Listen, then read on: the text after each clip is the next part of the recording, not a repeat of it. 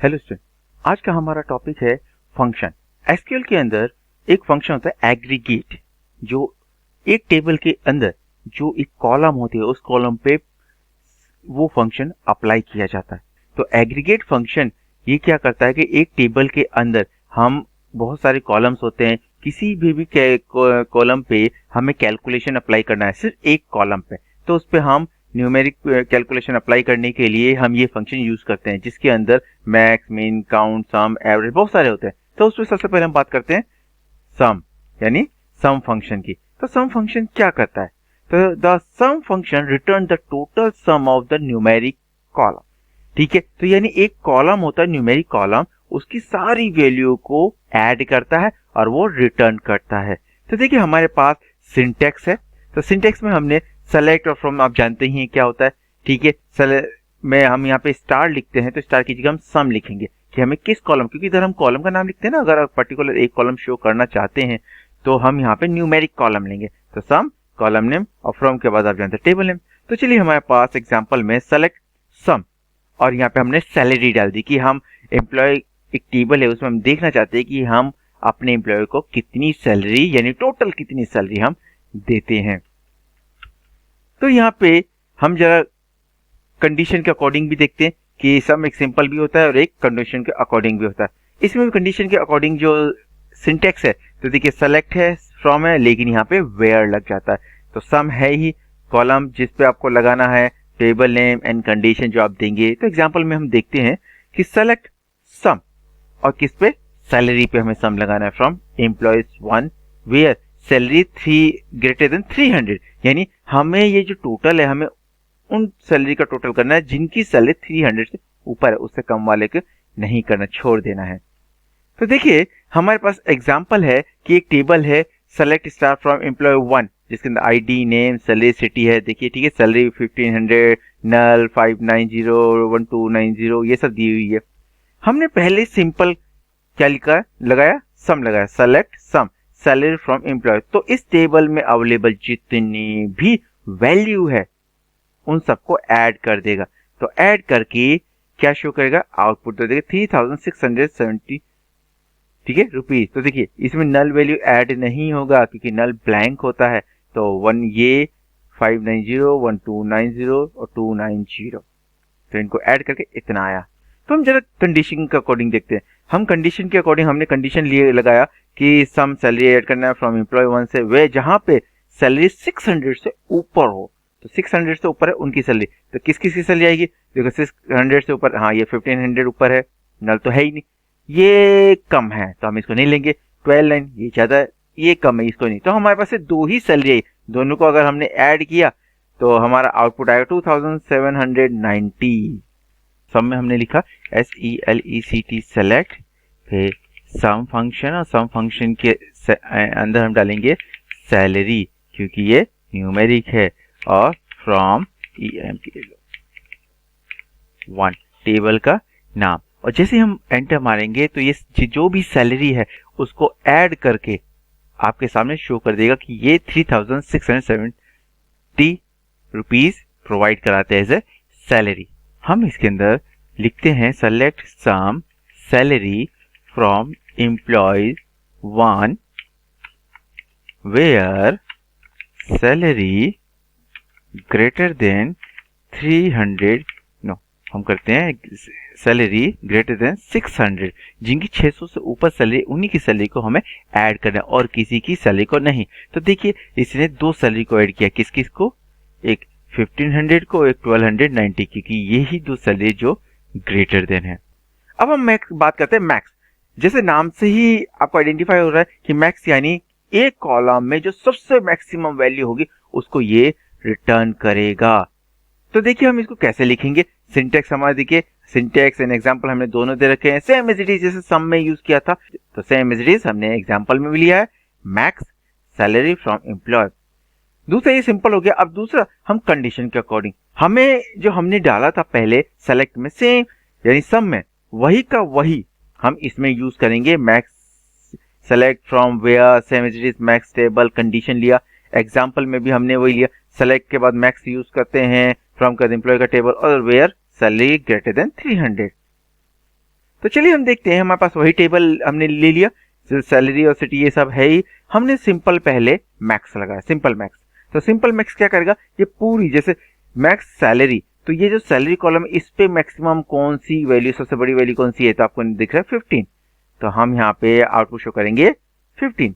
लेकिन अगर मैंने कंडीशन के अकॉर्डिंग डाला, कंडीशन हमने यहाँ पे ये ले लिया कि हमें मैक्सिमम सैलरी चाहिए, लेकिन किसके अकॉर्डिंग, हमने कहा कि जहां पे सिटी आबू है उन्हीं के, यानी आबू रोड के या आबू एरिया के ही सबसे मैक्सिमम सैलरी फाइंड आउट करनी है। तो ये आबू रोड के, देखिए आबू के 1 एंड 2 है, तो 2 हम बाकी किसी को नहीं लेंगे, जैसे कंडीशन के अकॉर्डिंग बोला, हमने चेक मार्क 1 लगाया एंड 2 लगाया। अब इन दोनों में से सबसे बड़ी सैलरी देखिए, इसमें नल है तो नल कोई सैलरी है नहीं, इसको छोड़ दीजिए। आबू है, इसमें सैलरी 290 है, तो ये अकेला है, तो इसकी जो मैक्सिमम सैलरी होगी 290 होगी। सेलेक्ट मैक्स, हमें मैक्सिमम सैलरी फाइंड आउट करनी है, तो हमने मैक्स लिखा और सैलरी के फ्रॉम एम्प्लॉयज 1 लिखा, और जैसे हम इसको एंटर मारते हैं तो सैलरी कॉलम में जो सबसे मैक्सिमम सैलरी होगी वो शो हो जाएगा, कितनी है 1500 जो आपको दिख रही है। इसी में अगर हम select max salary from employees 1 और कंडीशन डाल दें हम कि जिनकी सैलरी लेस देन हो 1400 से, उसमें से कौन सबसे ज्यादा सैलरी होगी, ऑब्वियसली जो 1400 है वही सबसे मैक्सिमम होगी, लेकिन 1400 के अंदर कौन सी है, तो हमने कहा 1290, तो इसके अंदर हम मैक्सिमम के अंदर कंडीशन लगा सकते हैं। अब हम बात करते हैं मिन, जैसे मैक्स था, मैक्स जस्ट उसका अपोजिट होता है, तो ये क्या करता है, स्मॉलेस्ट वैल्यू को रिटर्न करता है, फाइंड आउट करता है। तो सेम टू सेम वही का वही सिंटेक्स और एग्जाम्पल सेम, बस हमने मैक्स की जगह मिन लगा दिया और एग्जाम्पल में भी हमने मैक्स की जगह मिन लगा दी, बाकी डिट्टो वही है, ये सिंपल है। चलिए हम बात करते हैं कंडीशन की। अकॉर्डिंग टू कंडीशन हमने वही का वही लिया, सेलेक्ट फ्रॉम वेयर इसमें भी लिया, सेलेक्ट फ्रॉम वेयर इसमें भी लिया, मिन मैक्स की जगह मिन यूज किया, कॉलम नेम टेबल कंडीशन, और सेम सैलरी हमने लिया, सैलरी में से हमने मिन निकालना है और 300 से जिसकी ज्यादा सैलरी है उसी में से सबसे मिनिमम सैलरी लगानी है। ठीक है, हमारे पास टेबल है सेम, हम क्या करेंगे, मिनिमम के लिए हम सिंपल फंक्शन यूज करेंगे पहले। तो हमने देखो मिनिमम सैलरी, तो हम इस सैलरी में सबसे छोटी सैलरी कौन सी है, ठीक है, इसमें सैलरी है 290, कोई नल नहीं बोलेगा, नल का मतलब होता है ब्लैंक, तो ब्लैंक का मतलब कोई वैल्यू है ही नहीं, तो उसको हटा दीजिए। आपको इसको जीरो मेंशन मत कर देना, क्योंकि नल जीरो नहीं होता, नल एक ब्लैंक स्पेस होता। तो इसकी मिनिमम सैलरी क्या होगी 290, तो आउटपुट देखते हैं क्या आएगा 290। चलिए हम कंडीशन के अकॉर्डिंग लगाते हैं। तो कंडीशन में select mean salary from employee where city is Abu, city is Abu, तो जिसकी आबू सिटी है उसकी मिनिमम सैलरी बताइए। तो सेम टू सेम हमने वही लिया, हमने दोनों आबू ले लिए, आबू में पहले वाले में तो कुछ है ही नहीं, और यहाँ पे दूसरा क्या है 290, तो कोई बोलेगा कि मिनिमम मैक्सिमम में भी तो यही लिया था। तो अगर आपके पास एक ही वैल्यू है तो वही मिनिमम होगी और वही मैक्सिमम होगी। मैक्स किया वैसे हम इसके अंदर मिनिमम का भी यूज करेंगे, तो हम मिनिमम में लिखते हैं select MIN main SALAR salary, तो हमें मैक्सिमम सैलरी जैसे हमने शो किया था वैसे हम मिनिमम सैलरी भी शो करेंगे।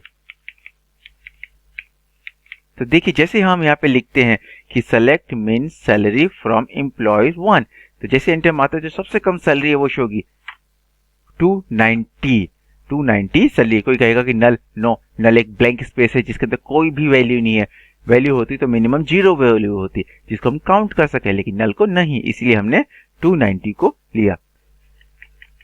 अगर हम इसके अंदर कंडीशन लगाते हैं कि जहां पर city is equal to Abu हो, जो आबू का रहने वाला है उन्हीं की मिनिमम सैलरी आप बता दीजिए, जैसे हमने एंटर मारा तो ये 290 शो करेगा। देखिए अब हम बात करते हैं काउंट की। काउंट क्या करता है, ये रो को काउंट करता है, ठीक है, कौन से स्पेसिफाइड क्राइटेरियन, यानी जिसमें वैल्यू हो उसको ये आपको रिटर्न करता है। तो इसमें देखिए सिंटेक्स के अंदर, सिंटेक्स सेम, सेलेक्ट के बाद काउंट, हमें किस कॉलम पे काउंट करना है, कौन से कॉलम काउंट करना है, उसका नाम, फ्रॉम टेबल का नाम। एग्जाम्पल में भी सेम, सेलेक्ट काउंट, और सैलरी, हमें सैलरी काउंट करने की, हम कितने लोगों को सैलरी देते हैं। हम देखते हैं अकॉर्डिंग टू कंडीशन, तो यहाँ पे select count column name from table name where condition जो हम डालेंगे एग्जांपल में देखते हैं। सेलेक्ट काउंट किस पे, सैलरी पे। हम टेबल का नाम क्या है, from cut employee 1 where salary greater than 300। तो एग्जांपल में देखते हैं हम कि हमारे पास ये टेबल है, ठीक है। तो हम पहले सिंपल क्या करते हैं, फंक्शन लगाते हैं काउंट सैलरी, यानी हम कह रहे हैं कि आप बताइए कि कितनी सैलरी हम देते हैं, कितनी सैलरी हम शो करते हैं। तो देखिए यहाँ पे हम काउंट करते हैं 1 2 3 4 4, क्योंकि नल तो कोई सैलरी है नहीं तो 4। लेकिन यहाँ पे ये कंडीशन के अकॉर्डिंग कहता है कि आप कितनी सैलरी देते हैं, जो लोग हैं उनकी सैलरी बताइए, आप कितने लोगों को सैलरी देते हैं। कंडीशन डाल दी तो यहाँ पे देखिए 1 और 2 आबू है, लेकिन देखते हैं सैलरी काउंट करते हैं, इसमें तो सैलरी नहीं है, तो ये सैलरी काउंट नहीं होगा। क्यों? क्योंकि नल वैल्यू नहीं है, वैल्यू होगी तो काउंट होगा। ये 290, तो यानी आंसर इसका 1 आएगा। अब हम बात करते हैं count column and count star. ये बोर्ड का एक क्वेश्चन होता है कि इन दोनों में क्या डिफरेंस है। तो देखिए काउंट स्टार का मतलब है count the row in the your table, ठीक है, आपके टेबल में कितनी रो है उसको काउंट करता है। और काउंट कॉलम क्या करता है, count the entire in column ignoring null value, यानी नल वैल्यू को छोड़कर कितने में वैल्यू अवेलेबल है उन्हीं को काउंट करता है। दोनों में ये डिफरेंस है। देखिए इसके अंदर count column select count salary from employ, और सेम एज इट इज इसमें select count star from employ 1। तो चलिए हम एग्जांपल देखते हैं इनका। टेबल हमने यही लिया, ठीक है। हम पहले स्टार की बात करते हैं। स्टार ये कहता है कि आपके पूरे टेबल में कितनी रो है, तो हम काउंट 1 2 3 4 5, क्योंकि पर्टिकुलर स्टार क्या करता है, ये कोई एक कॉलम को शो नहीं करता, ये पूरे के पूरे रो को आपको बताता है कि इस टेबल में कितनी रो अवेलेबल है। तो हम यहाँ पे लिखा, तो यहाँ पे इसने बताया 5। लेकिन जैसे ही अगर मैंने कोई काउंट सैलरी कर दी, देखिए सैलरी इस कॉलम में बताइए कि कितनी सैलरी है, तो देखिए यहाँ पे 1 नल वैल्यू को इग्नोर करता है, 1 2 3 4, तो इसका आउटपुट क्या आएगा 4। SELECT सेलेक्ट लिखा और COUNT काउंट किया, और काउंट करके SALARY सैलरी फ्रॉम एम्प्लॉयज 1 लिखा। तो ये क्या करेगा कि ये देखेगा कि एम्प्लॉय कितने एम्प्लॉयज को सैलरी मिलती है, तो वो काउंट कर देगा। तो आपके हिसाब से यहाँ पे कितने हैं, तो देखिए 15 एक सैलरी मिलती है, 5 902 3 और 4 नल कोई सैलरी नहीं है, तो हम कितनी सैलरी देते हैं 4, तो ये उतनी सैलरी को काउंट कर लेगा। तो कहेगा हम सिर्फ 4 सैलरी देते हैं। हम इसके अंदर अगर कंडीशन लगाए select count salary from employ 1, और हमने लिखा कि बताइए कि जो सिटी आबू है, हम आबू में कितने लोगों को सैलरी देते हैं, आबू के कितने लोगों को सैलरी देते हैं, जो आबू में काम, आबू के लोग जो काम करते हैं कितने लोगों को सैलरी देते हैं, तो ये कहेगा 1। बताओ क्यों 1 क्यों बोला, क्योंकि यहाँ पे आबू जरूर 2 है, लेकिन एक आबू के पास तो कोई सैलरी हम नहीं देते, इसलिए उसको काउंट नहीं किया गया, और इस आबू में सैलरी है तो इसलिए उसको काउंट किया गया है। SELECT सेलेक्ट COUNT काउंट और स्टार फ्रॉम एम्प्लॉय EMPLOYWS 1। तो अगर स्टार लिख दिया तो स्टार का मतलब होता है कि इस टेबल के अंदर कितने कॉलम, ये जो काउंट है ये स्टार को काउंट करेगा, यानी इसके रो को काउंट करेगा कि किसके अंदर कितनी रोज अवेलेबल है, ठीक है। आप काउंट करेंगे तो लगता है कि 5 6 है इसके अंदर, लेकिन ये जो ID नेम सैलरी है ये कंटेनर, और कंटेनर कभी काउंट नहीं होता, तो ये सिर्फ वैल्यू काउंट करेगा 1 2 3 4 5। तो देखिए यहाँ पे 5 है, लेकिन अगर मैं यहाँ पे सेलेक्ट काउंट और सैलरी देता हूं, सैलरी फ्रॉम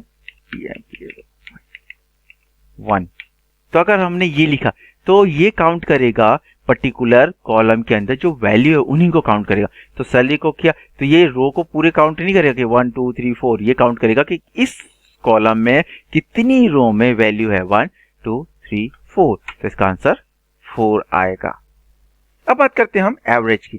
तो एवरेज का मतलब क्या होता है, ये सब आप जानते ही हैं, ये कि मीन निकालने का एक तरीका है, यानी sum of the value upon count of the value, ठीक है। ये रिटर्न करता है क्या, एवरेज रिटर्न करता है। देखिए इसके अंदर कि सिंटेक्स में select average column name from table name, example में सेम सेलेक्ट एवरेज, सैलरी का एवरेज निकालना है हमें फ्रॉम एम्प्लॉय 1 से।